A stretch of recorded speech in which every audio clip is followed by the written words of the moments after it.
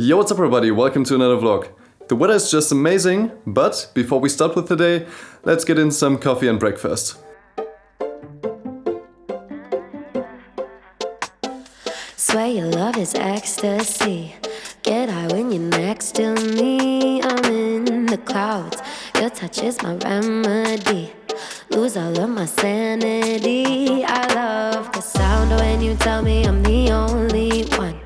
Way you got me feeling makes me come on. Not gonna lie, one of the best decisions in my whole life was to buy only one kind of sock, so I don't need to match pairs, I can just throw them together in any way. This just saves so much time and energy. Alright, the housework is done. Now we need to head to the next village to photograph a building with the drone. Let's get into the car. All of the snow from yesterday is gone, which is a little bit sad, but at least we've got sunny weather now.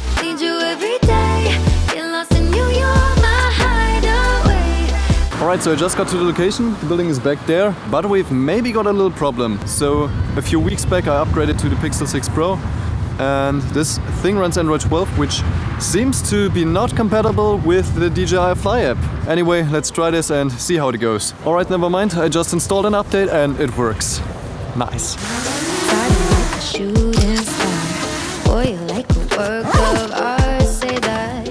This was a quick one. Alright, we are back home. So I just wanted to start the first editing part of this vlog, but something arrived.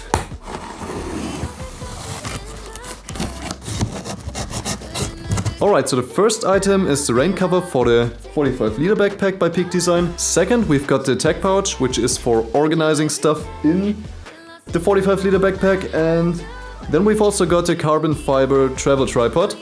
As I'm using this tripod right now, which is like 40 bucks on Amazon. But I've got a few problems with it. First complaint is it's huge. Second, it's pretty heavy.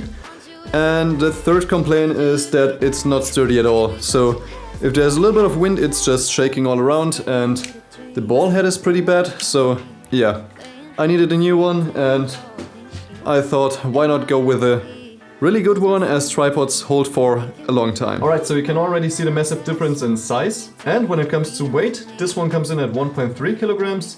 And the old one was 2.1 kilograms. Next up we've got the tech pouch, which, if I'm counting right, has 18 pockets with another pocket and even more pockets. And the last thing is the rainfly. Alright, let's clean this stuff here up real quick.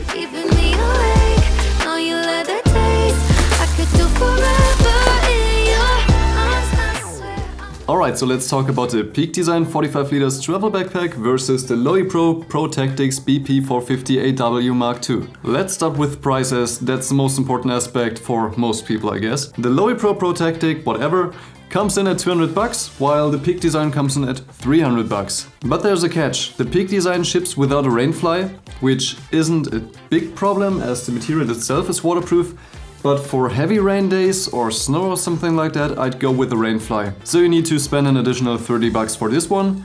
And by itself, it's not a camera backpack. You need to buy the camera cube. Those camera cubes come in small, medium and large with price tags of 50, 70 and 90 bucks. So the price of the PeakDesign comes closer to double that of the Protactic. The main compartment of the Lowepro has 25 liters, while the main compartment of the PeakDesign has either 30 or 35 liters. Based on if you compress the top, like so, or you can also pull that out so it's more rectangular. Besides the main compartment, the Lowepro has two side compartments which can fit small items and a top compartment inside the main compartment for your keys, phone or something like that.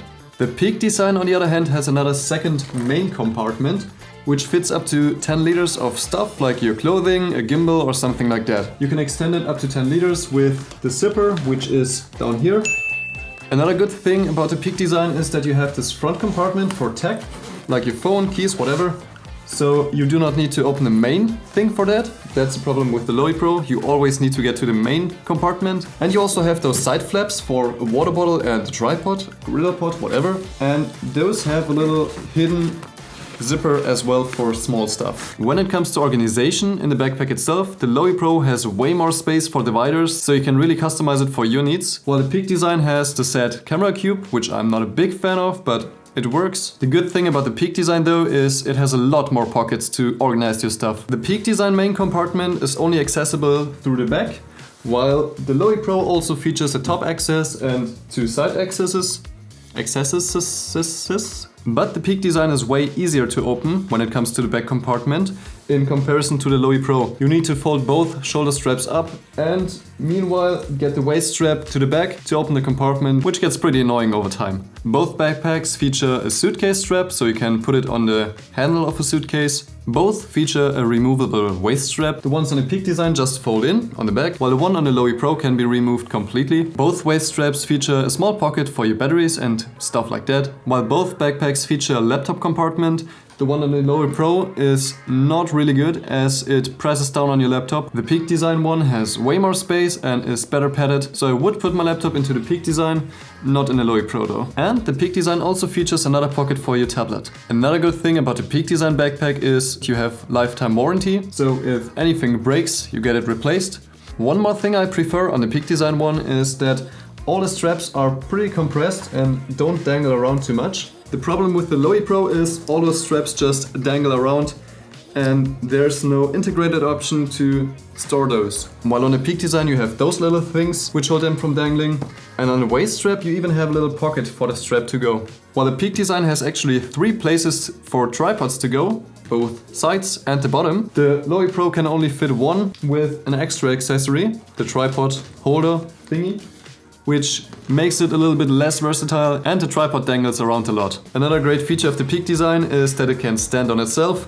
The Lowepro will always tip over. The zippers and overall shell is only waterproof on the PeakDesign one, or let's better say water resistant, as I wouldn't drop neither of them into a river. The Protactic is pretty sturdy, but not waterproof. Alright, so those are basically all the differences. Both backpacks are really good everyday backpacks. For traveling, the PeakDesign wins hands down, as it's just way bigger, has more space for clothing, a water bottle, food and all of that good stuff which you need when traveling, while the Lowepro makes a good everyday backpack. Alright, so that's basically it. Write down in the comments which one you would buy, or if you already own one of those, or another camera backpack. And while you're down there, smash that like button and subscribe if you haven't already. Write down in the comments what you want to see next, and I'll see you tomorrow in the next video.